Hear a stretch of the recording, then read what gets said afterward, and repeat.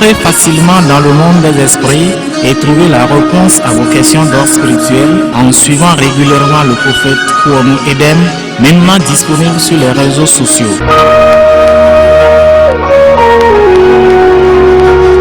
Posez vos questions en appelant ou en envoyant vos audios sur le 90 83 11 84 et 90 90 45 12.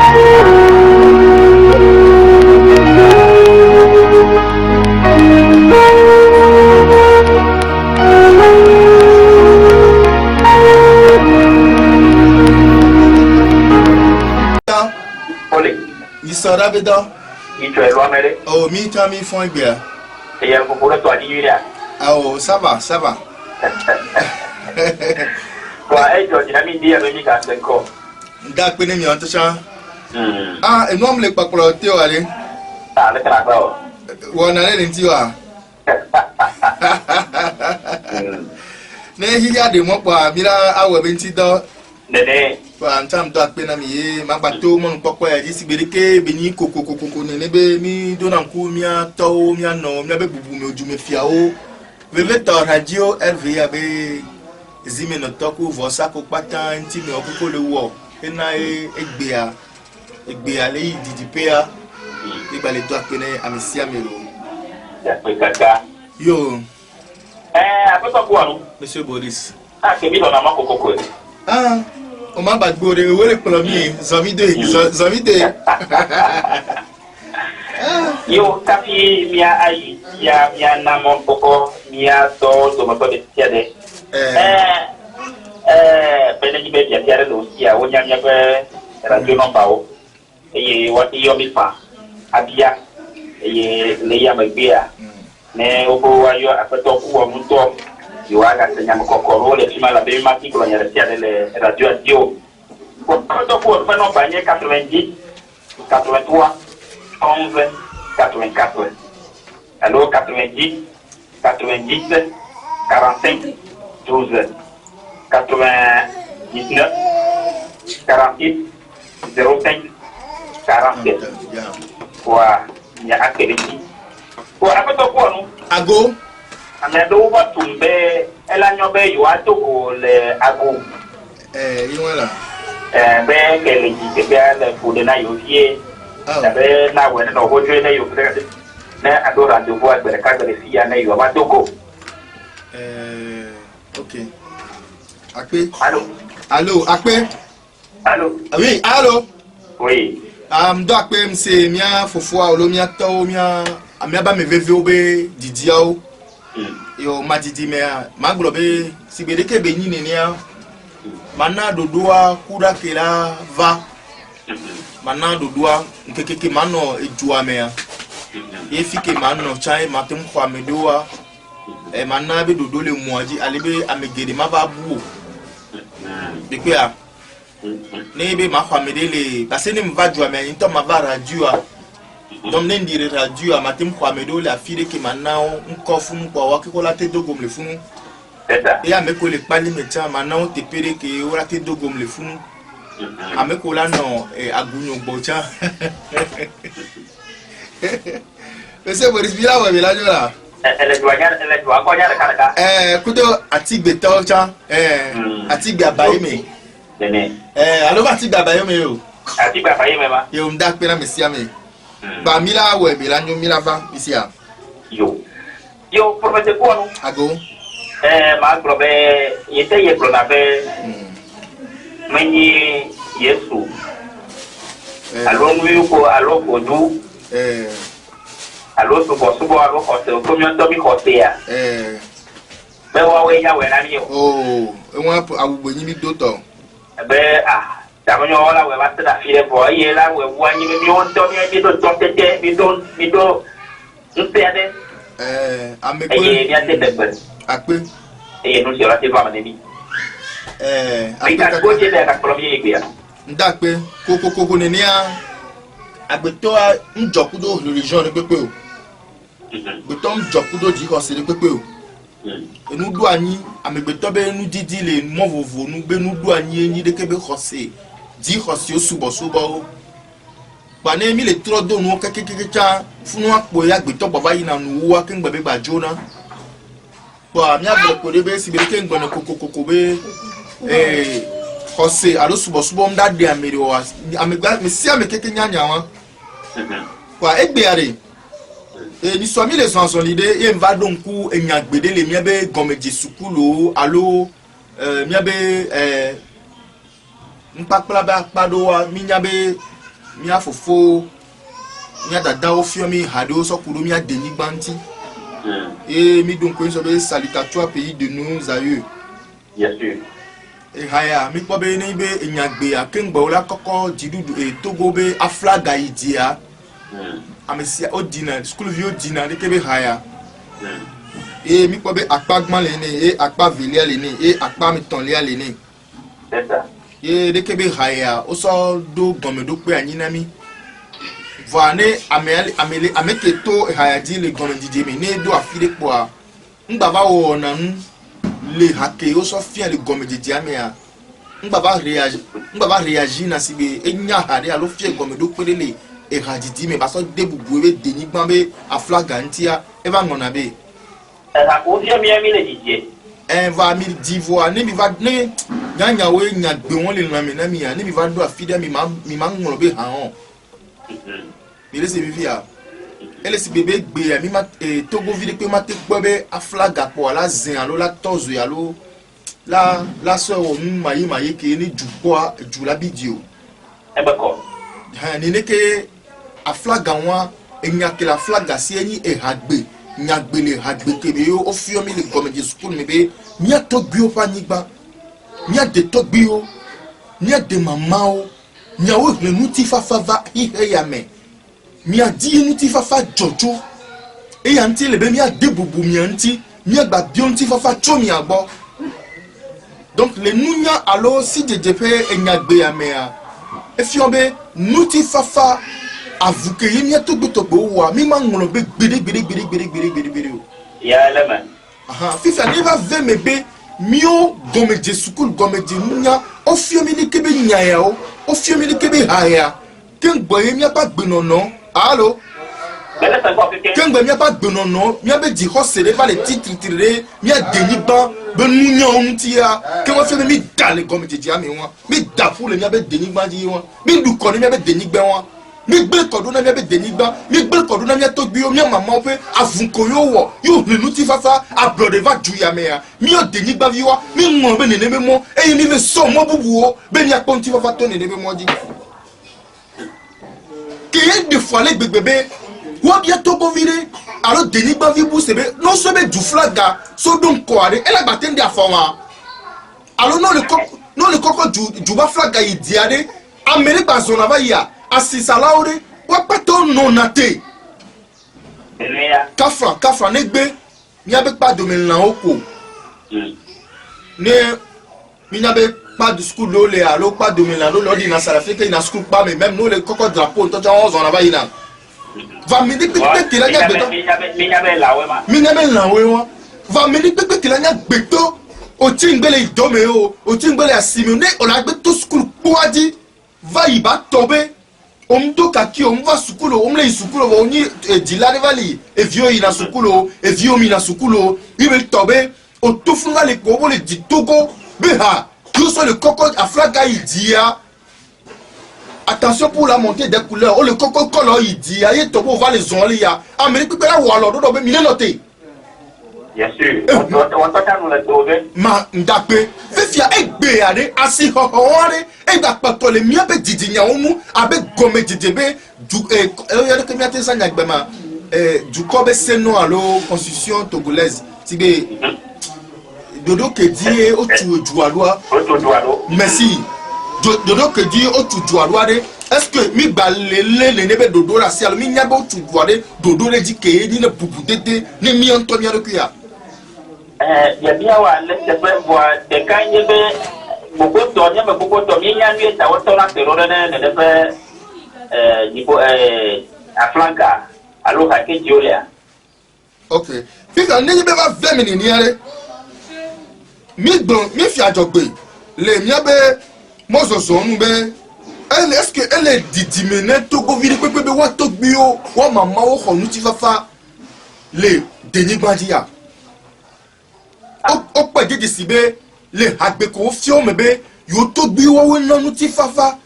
pe dijo popo wa deni gban elle est digbe na o be wa togbio wa mama wo nu tetele le wasi ke meye o te ponu ti fafa pe dijo popo le wa deni gbandia allo elle est là maintenant be nu ti fafa ko dijo popo la so du ko bu bo allo so khona me tore gbo la va de o le wa be deni gbandia gbeke ma bien lo bien wala c'est vrai donc neni be le nini ya ko ma gba ya pa ya ma gba jole ejube apaji fi ya ni mi be topaji be fo meme o mi no paji be fo meme o be la re mi nya be topaji be fo meme o wa de fo meme mi so ma mi nya be no paji chare nya no paji de ke be le ya mi nye ma mi nya mo nwe mi nya nya onwe de a mi nya be asi mesia e ba do ho ye o na mi agbe a nene ndakpe que wan ele nini are ma zo do vide le ni so memera be nu ko mi fian va yi ami be gbogbo de pepe amesia me ke va gbogbo mu ya kafra nu su mo ke mi anto bi gbona nyonu mo ke mi anto mi gbona eye di po mi to va hi he ya me ya gbogbo de le fu mi won keke me le to pa jiro e no pa jiro gbogbo le apavia wa ba pa vivi le lamenu dolele ke topaji lena enopaji lena o fofure lamenu nuke nana kafra fo me wa me ame jiji ponina ame pipo nyina ame je ponina ame yadeke onina edoya po lena kafra omte kpona sonde na le nyon paji nusu paji wa okuna ekupata wa alibe dokova lena enu pata le humeno onyanya wa odora nya nyawa nko ke la si egbegbe kafra kaka la so eku obe jijigbala o ko le présenter la fili pepe ko la yiri hihi ya me ya ndekuku no eto ku no be nko eleji ene ya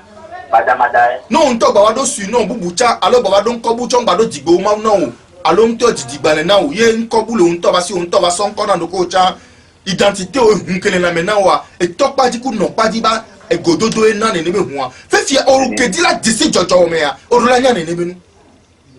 abo ewo kedibe ya disi jojo me ameke yo nyia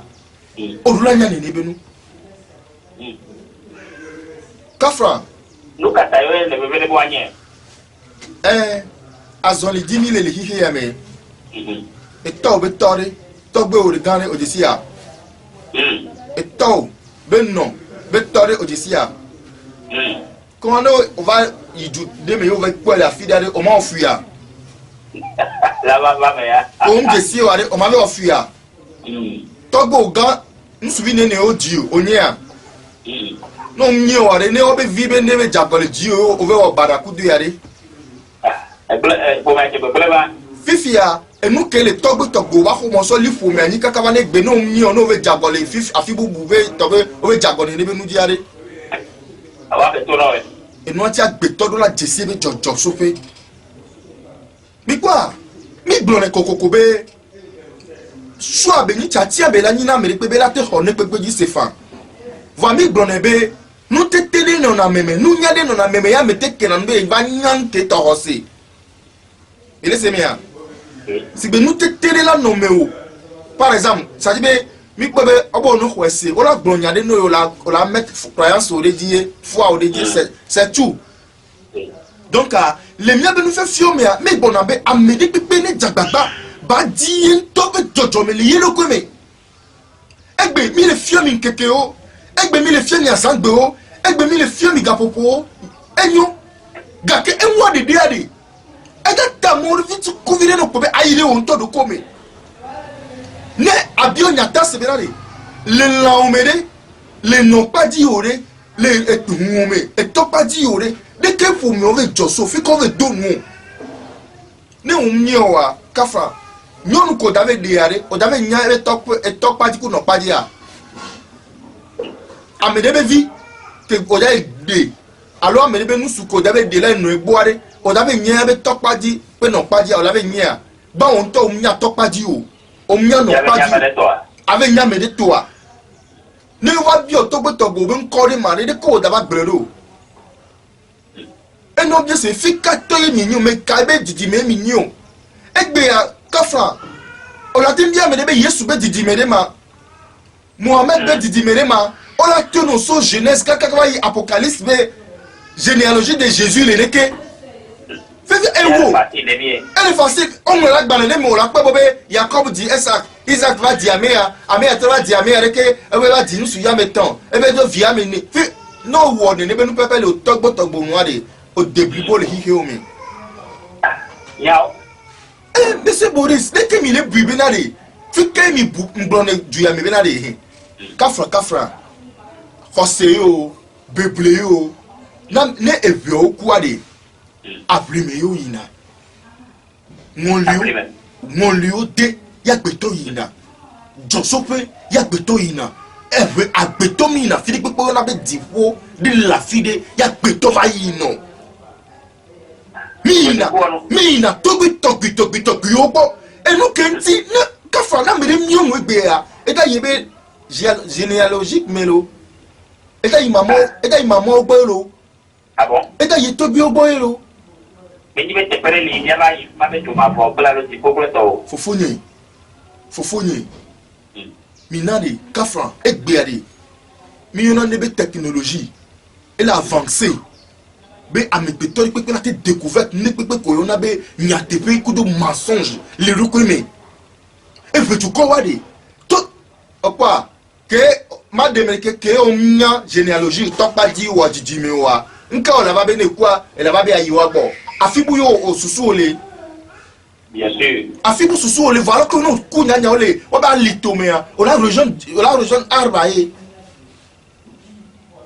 on la région arbae et nous on dit le fou me yo ba bona joba jobe nya le be a to gbe e kan yin na me ya to gbe e ke gba fa ya mama e ke gba fa ya et to pa di ya et non pas di ya o bona me et non pas di amener les filles jo me ya fait a de ndeva la me les filles va ne mi nya ne be nu wa et là non de fou na mi quel profil m'a mis elle a bien mis na be ba me de chwa me de ya fait na ba me chwa me de ya de ko se be nya le pepe le fou le nya le pepe no bona e veut du combien alors c'est venu kakale agbaleke yuda to amedi du lo sonami yo be bible antocha ogbo reincarnation be nyale funu ke ameko ogbo ni Yesu wava le nto sono nwa Yesu ndo ba globe ameya ga ke meva hun kuina nku gbagba non de ke gobe apeto me di manya be nuke wa meya yento be vudade alo di lawe o nouveau nti wa di roma ce qui veut dire be ne di lawe o nouveau alo amento o nouveau tane baba vo di condition de me c'est ça bien c'est meya et na be ko va yele Yesu le nyagbere nuwa ele globe ne mi be ya ko Yohanes 10 ya e enyi Elia ko le glo le nyagbodi lo glo nya so nti be da trova vala e enyi Elia e so be reincarnation me nya Yesu aglo le funu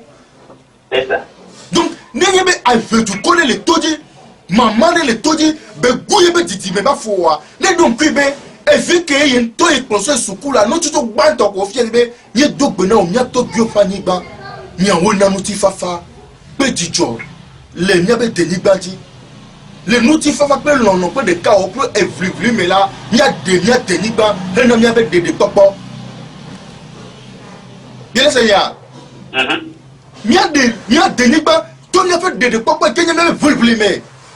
abele nya to bio wo ene abele nya mama wo ene wo ba photo fe ma o yi di ne zozo gedo José Yali. Ne be a photo be a photo ko anu. Fofo. Enu ni nya be nya to bi o subo ba yenye o be le gba ni o. Enu ke le gba na. A photo ko ma gbo le alo o ba tetere ke la. Monsieur Boris. Oui. Monsieur Boris. Mi ko be na de ego ke mim le kogwa me gan ho nya ho tutu do wade. Eye na kafra mi po na ndo be legba, e mi sina na o, mi po na ndo be vuju, e mi sina na o. Monsieur Boris, ciment, ma megetoy au ciment. Mais à megetoy de ce so fani ou rekeya. Ma megetoy na nagbe leba. Nous tete que la megetome, hafi o nagbe, nane yo na be leba. Ne me amiantome, Yen ne be nous tele bo zanu nya pro de ne be nous do nu ya ni bo yo be foju do nu ya ni bo yo be joka do nu ya ni wade mi jama no sene de be nous a que comme des filles ben tirer la beton mais au côté les gars mais ndakpe nous c'est nous tete de la betome et yo côté le gba me wo créer nane yo me gba be portable via ne ne paraît ti be ne no do nu sen me wa Android comme les télévision a meillé ou nem c'est né à bébé nous ouais que quoi dans nous ne que mia to bocha le obe créativité d'esprit mais o on do na be fuju o ouais avec be fuju ya on avec et ya on avec et ya on avec vous laissez me via si be que mia to bi o électricité téléphone tout banque na nya Africa e be jolly quand mi nya be Africa nous c'est bénio na hiya koboto to nous nya ganga o ameko inventer machine o ameko inventer électricité téléphone mi na be Africa be joso bi be yo vo wa onania ai di bovile mais le que non a todi mi nya Africa ye mi nya monsieur Boris promete ko et lanzore na nyimia to go pour okuna yade me be pour na pour le didi fédération yonami et vous donnez un anime to bofone nous le kaka fidèle là non le pour nous laisser la tête la home là-bas et voilà yo kaka là-bas mais quoi amoyo na atabuga et bien ka frane ko na titiao mais si et bien écoute de mille ça atabuga ni na ya ko le bra o mi boué voilà to bono le pour moi non o tina te na la tikpe me va ina hwango o te na devu ndakpe fifi ade et nous on le nyato bome agbeto nous nya le mebe va inventer nous vovo donc les mille pas côté on nyato bo voju ko ade amako sima agbalo pele funu won to ene gbogbozo o ne agbezo to gbo mama o na gbe voju aye ni te ti won le o cha mo la te créer ni la te na gbe nde mi le se me ya egbe ya nous nya gidi kale nous la béton mais béton les découvertes nous vovo tout ben nous n'a presté de Dieu mais mi man nani pour la gobe mi to go foju entia mi ma son to gobe moju awo mi foju de ko nous kele mi to go me ken boy o pa be yo la o nde ba ni foju na wa won to di o kere nti lo be mo de nuye autant dit ale be mi ta nyaji e kere nti le mo de ni merci mi be e bula va so du tabu kafra e gbe fifi nenia mi le globe na de kafra yesu ya de kape ma wi ya de kape ko le mama va ne pepe domina ni gbele hi ya me ade est-ce que nous ade ele uni mi a le diviser ni sans ne be nous le wa ne peta mi du na la ban kame yes sûr va que hosebe na go jani po a me se me deux ba vovovo be ya yim dona fopo ya yim dona gavio ya va yesu ya de kape le globe kia o mati fopo keke wa no ju gbere Vive ya mi me como giro yo sais pas trop. Fianele le niare e hunkele la menami famille que le miasiare e gba poto 3. Ah famille ani ni la tiro. Agbetoni jesi be chochomelo. Kafran. Egbe enu ko chaka. Parce hikia enu wa agbeto di hona mele ni pe megbe. Ndona nyane benade. Kafran lo. Ndo ta fla chena nya de e voju ko lo. Mbona nyane be voju nwone na gbeto mbona nyane be mawu ganke mi gbona me ni to hono wa allo sibolisa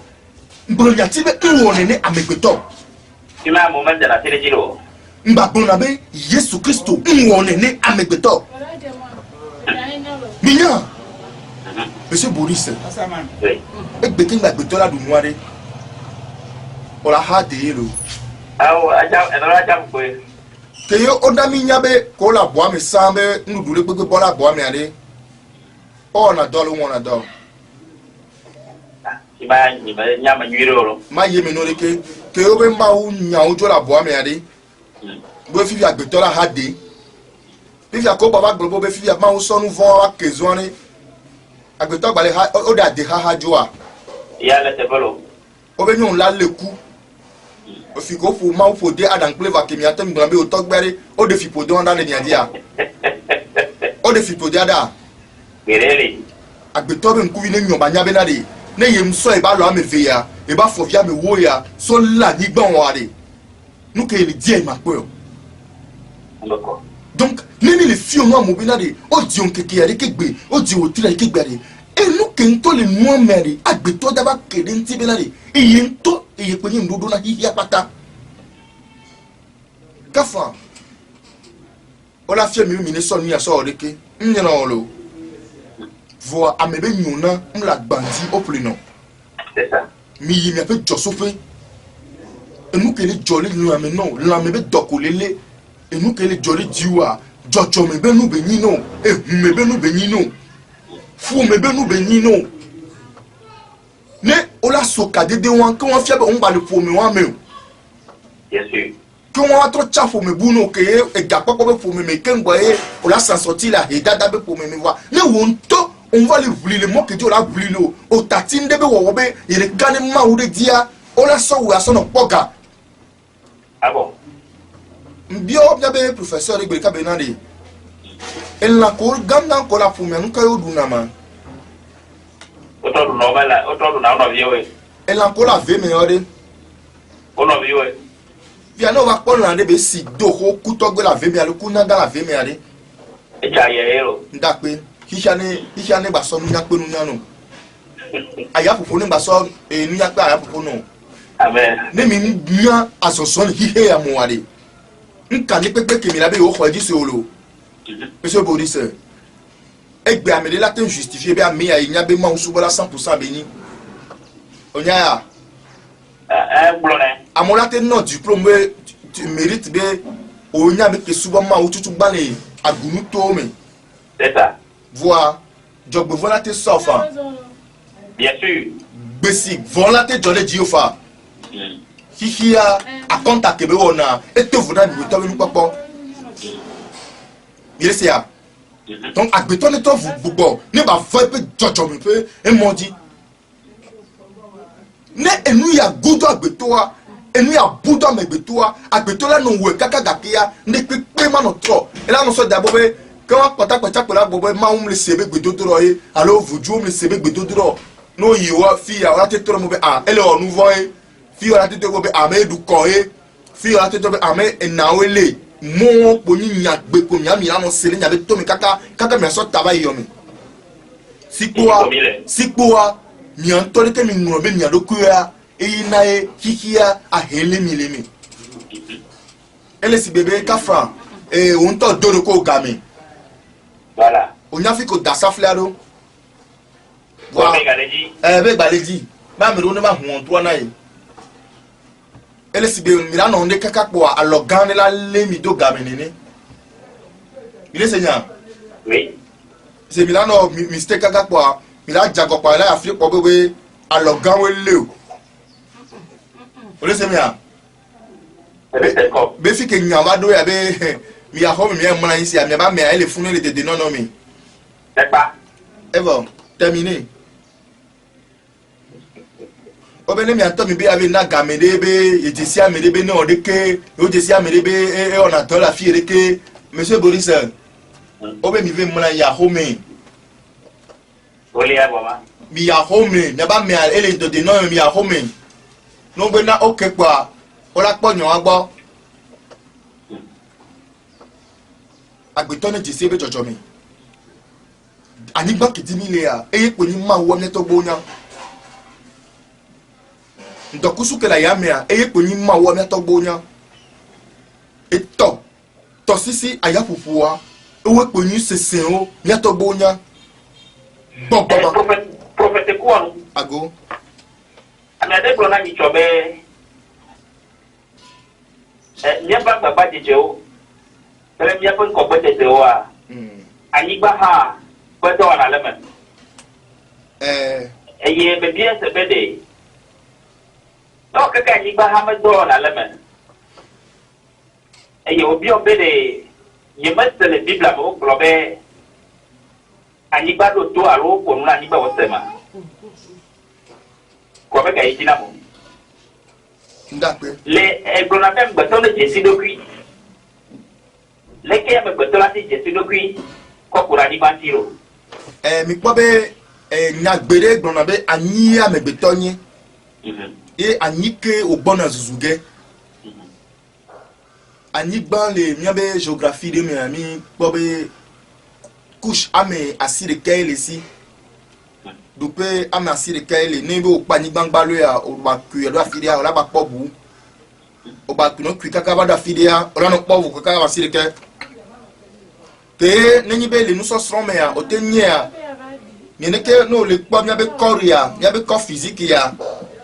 ne o die me nyu le po la po be ni corps de kaile amebetosio ina be est-ce que le corps, même si on écrit un corps, des corps, les corps, on met toujours S. Ce qui veut dire ça signifie plusieurs corps. Et la goutte aussi. Mais laissez moi. Donc, nous on bataille, on est bien, et il y a pas de top, nous sommes en dro, il y a gomme, ne mania, aniban que dit beléa. Il y a te fait bien, aniban et tol ici, et coule ici,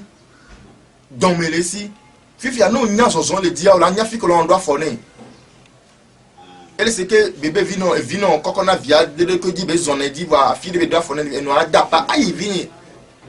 ne que anigba nous bag bébé ni va nous dire le soir on la nyabe anigba que nous la pompone nous la DND on la blene voilà la nya anigba ma fort la nya anigba ma lo la nyabe to et nous bobo so nous tu anigba on la kissine nous bonne on la kissine to meni alors la do to la pompone la gbase et les blema mettre bobo na be et péro avant anigba trop na una opone amegan wo gbèrègbè mi onyam na ni ba trono ne game so ni ba trono pone si be la no mi la na tere dire ke lo na ni ba no bouger ke amonyana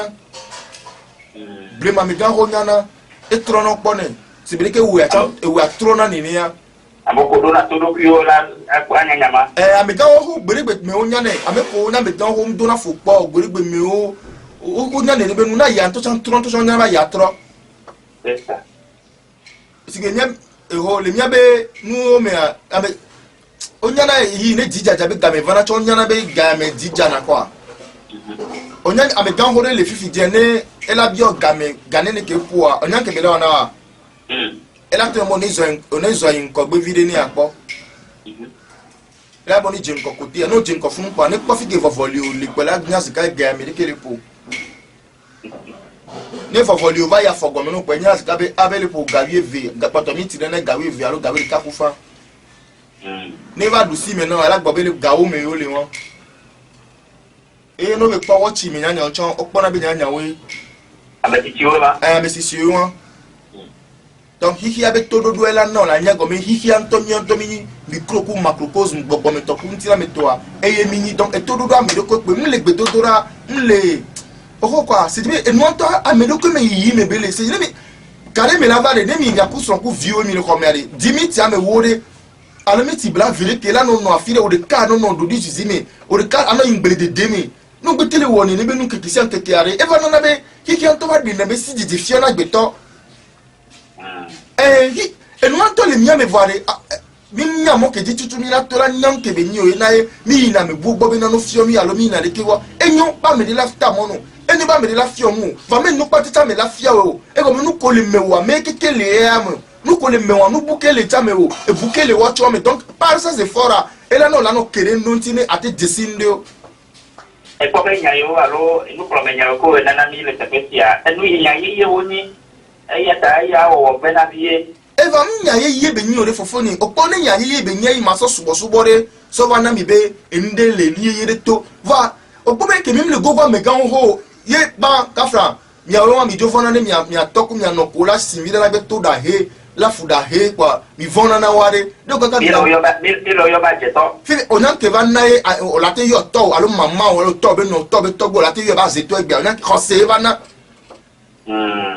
Kose, di kose va na be gbe la te yo ameke fuwe ke ni na ya ira ne be du ko be amele ko 120 130 ans le mien gbe togbo didi menu alo fo me no fi kwa ora no kokwa me no to nko do ko me kwa kose va na la te yo ni ba me be asito e bo mi se bo cho bla na nure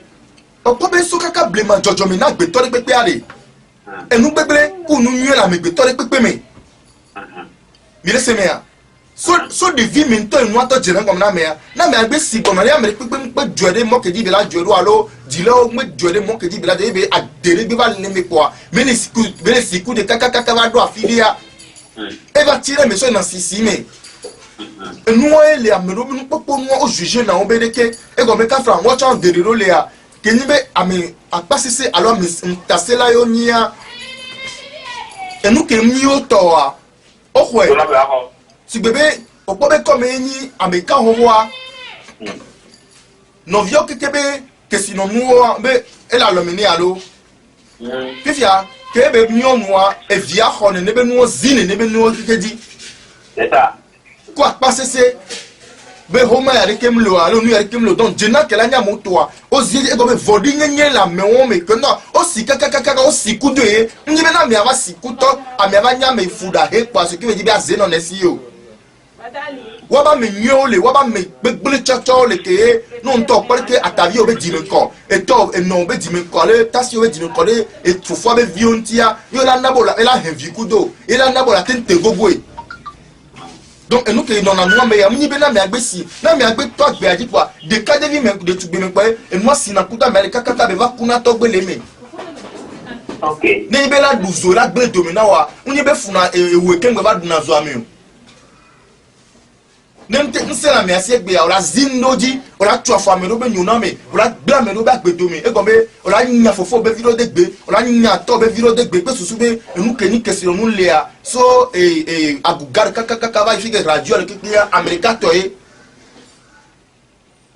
donc kenya america to alors que be wa me blave alors wa me famille to e le voir e le ka zine ne be nu okekedia ne zine ne be nu okekedia kwa be akezie de te na nyinwele na me be va dompone a enyane na me tala be va dompone enyane dana enu me ame do sina le kaka yo wanyina ame vondi le obe didi me ya me do va yo non kodo na we wa mi se me a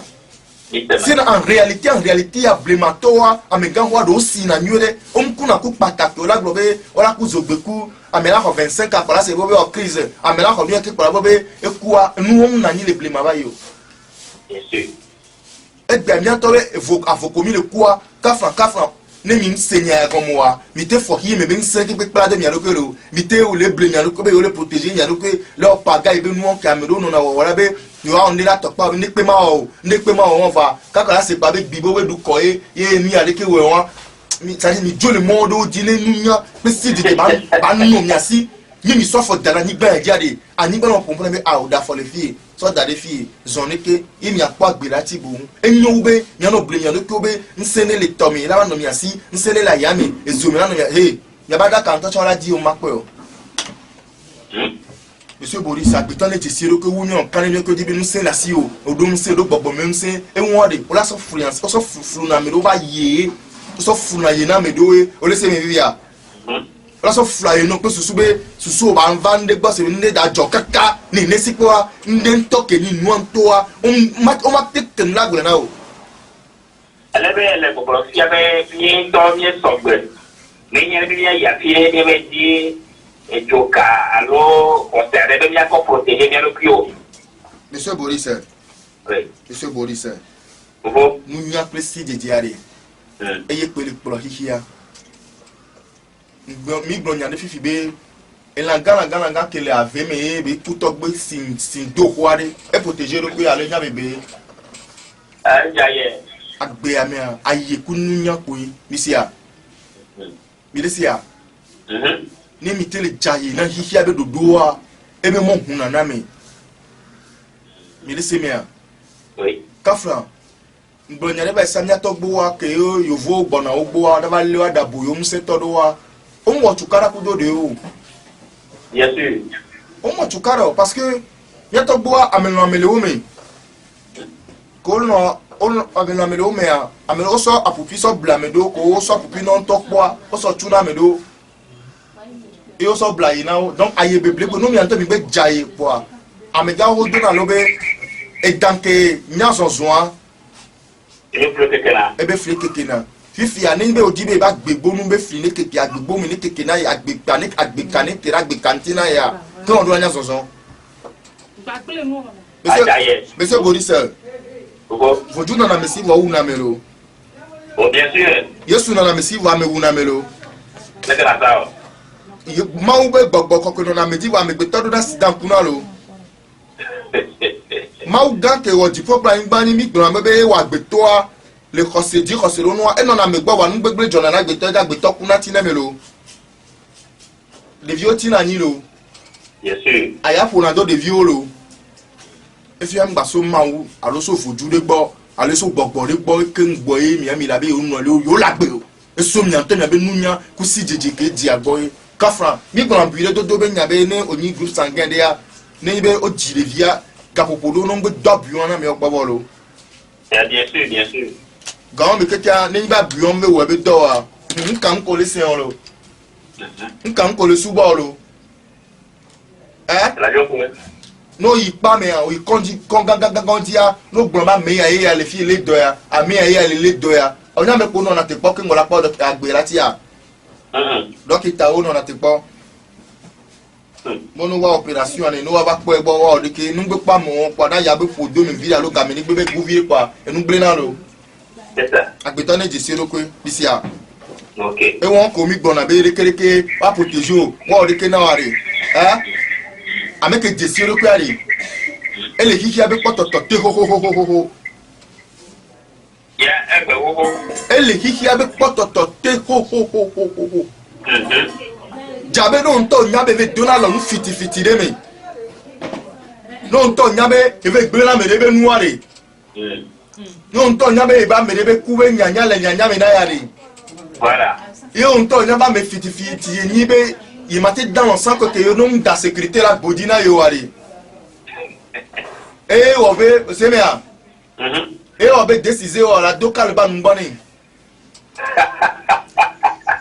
debe yo amere la ba wa ajen me na yi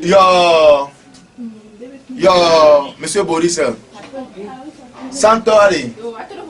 o dona hon tout dans la de sona sa fleur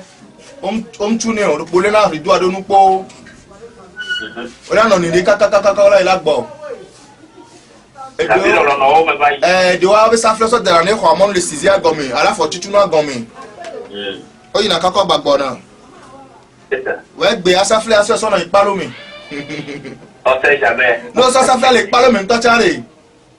ko amon pa mi le ba no tero la tro tu sa fleur bubu no ipalo mi tu on to ipalo mi ko be la so sa fleur bu ke be tu am ni bi to be la so wa hun o lo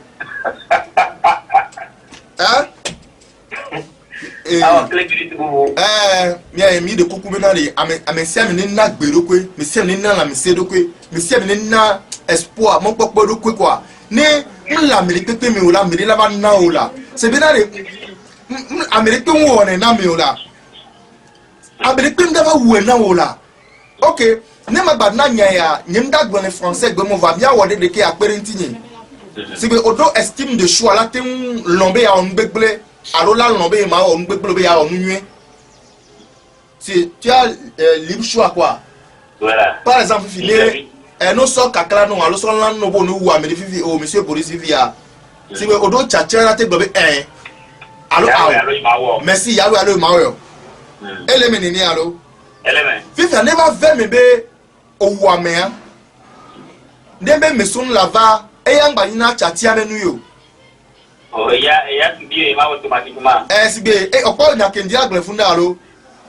ne omte wu ame ono bebe ya yira gbona na wa sbe omde bata osu abo be ya yira ebe gane va na yi awo malheur ya be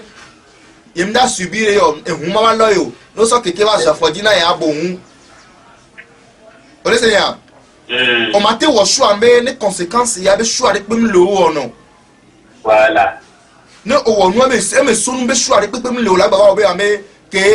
iwonu abe a obe ehun da ba gble la photo ele moji yo la be a obe mi le di obe e mo ni jo lo e bohun ne ya bebe a o keke ne jo zo ba fodi ne ba fo ba te bohun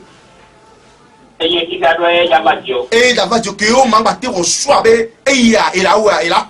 conséquence ya la subir là il m'a subir le bénédiction il a subir là et yamba on a choisi difia no ke trona vo no ameni ndokusu aya anigba ezo aya popo les élémentaux cosmiques et we trona vo no agbeto e na be amedo ni bo ba do dibibi me na wo gbo me hun la anigba nu lo anigba bi ona ran lo funu ma medo ke le wo be nu nya lo va do na fide na me no va nya na be anigba le ole senya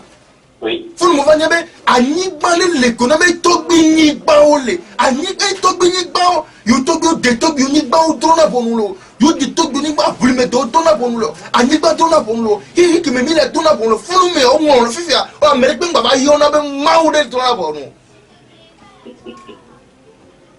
nya togbi o fanyigba la tête de nos aïeux dès qu'il mi le wenti doro togbi o fanyigba togbi nye fanyigba li togbi o toli nya de togbi o fanyigba hale dès qu'il mi le gérer nya to particulier am sia metoro dès qu'il mi le gérer lo bite so no tondo mi alokelo minya mi togbi o le o lo dodoro mi ale ogbon na nyare la fan pon li me be oba ku de so alo ku an ho ni ne menye nho amaga ma chiu ese nyama kwa oba akua nho oni ye na eta ya amaga yi na chiru yese go me a Monsieur Boris ndagbo nyare na wo egbe ne ju ala se eku be kare pepe mi la gbe to sa no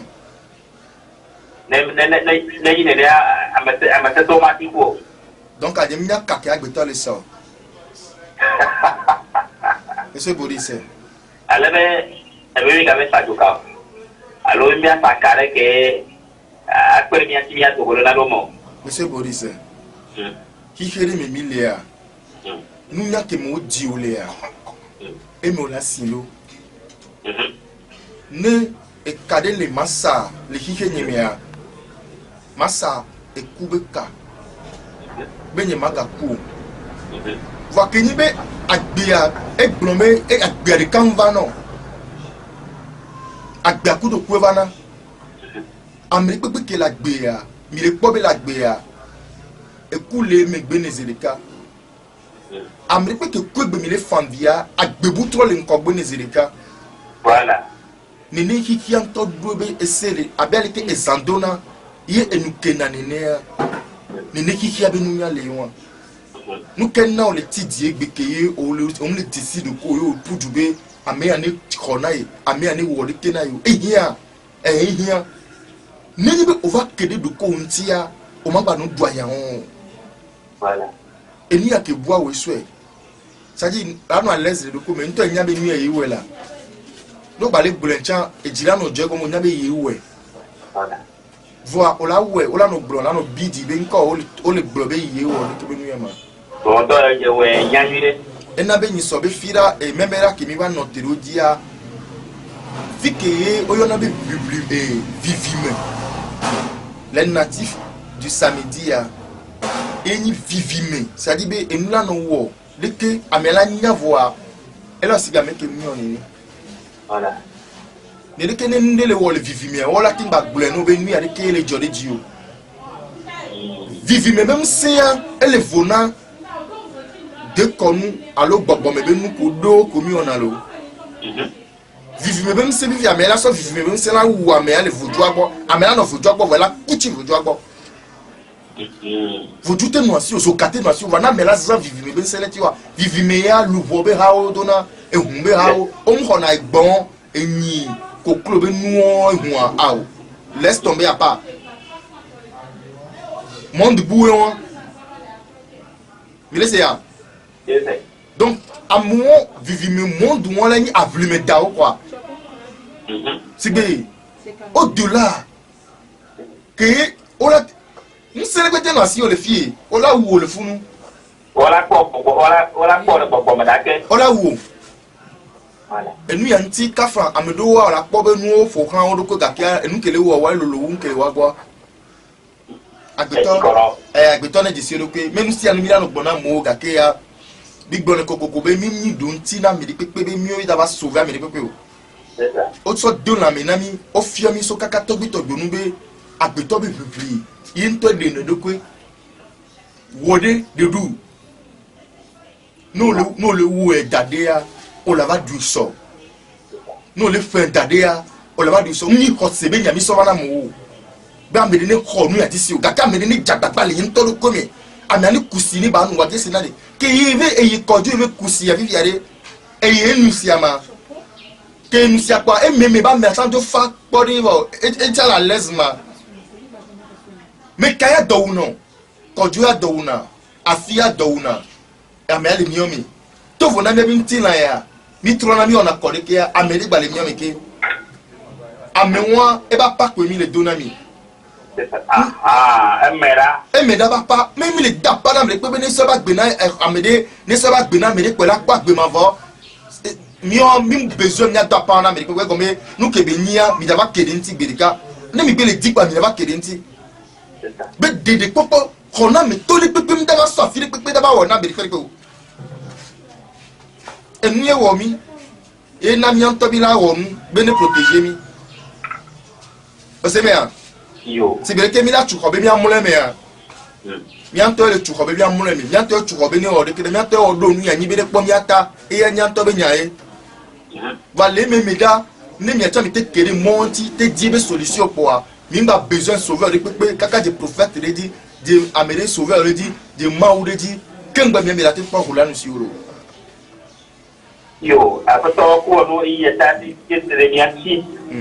kwa mi ta ketere ke e premier gbere ko e be ma globe ke a tokea donc e to atinya ki da casa ade o yo que va to ko nya relation ka finya pa kana mi fa ndakpe e maglobe nglonya gbogbo to ba ivo fifi ama o dodo so mia to mia no ko la do ebe ya ba tisi mia ntibe e kura ke bonare e kura ke bona ma bioso bobe no no toji e menima biobe ame hope kaele agubento me miatem aho amelo le funu ma di le bali me chalo tepe ko mdagbete ba ko amedo le ma di le mte di le so egbe ba do afidia